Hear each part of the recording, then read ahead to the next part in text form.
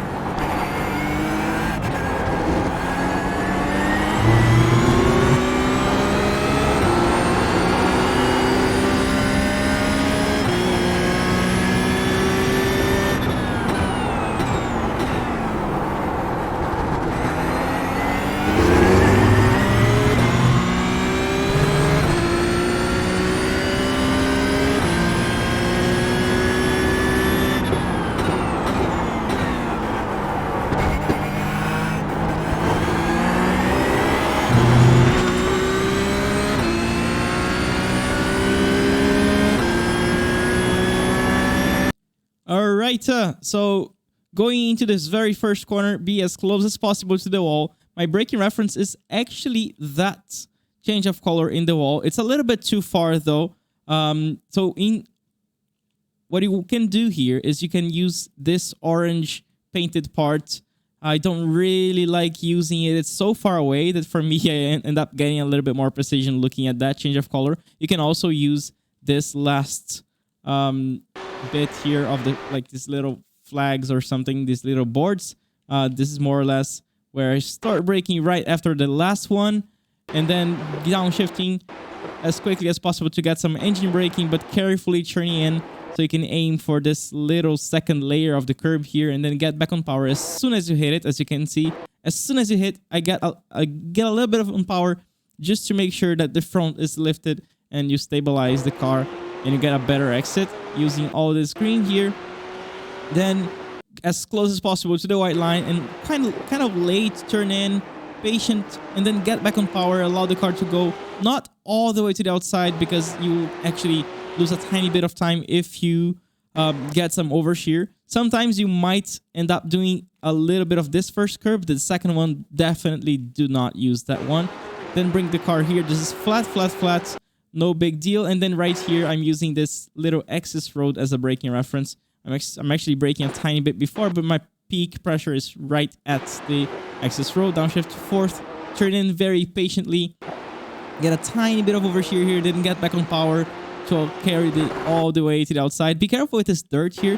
If you touch it a little bit too aggressively, it actually pulls the car to the outside and you end up getting off track. So you want to visit very gently this dirt. That was fine here, and I was even able to bring the car back and not get off track in the grass, because if you get the center of the car on the grass, you also get off track there. Here, my braking reference is actually this dirty part of the track, which is a little bit pretty much at the 100. And then downshift to third, turn in, and aim to be as close as possible to this white curb here. And then you go as straight as possible on this one. This is tricky. You have to kind of relax your hands and allow the car to bounce a little bit. As you can see, it bounced in a weird way. It bounced to the left and to the right and then to the left. And I always got on off track here, but I ended up not getting on off track for some miracle here because the center of the car was pretty much on the grass, but I did not get in off track there. Then this is going to be flat. This one, be careful because you're going to be braking still while turning a tiny bit. So instead of doing this and then braking a straight line very quickly, you want to actually start squeezing the brakes as you unwind the wheel. This is what I call like inverted string theory, where you start braking while cornering and you unwind slowly while you start the brake slowly. I do that and then downshift as quickly as possible to get some engine braking, turn in and aim to get the center of the car as close as possible to this white here. As you can see, I missed it by a lot, but I was still able to change direction a lot, and this one was much better.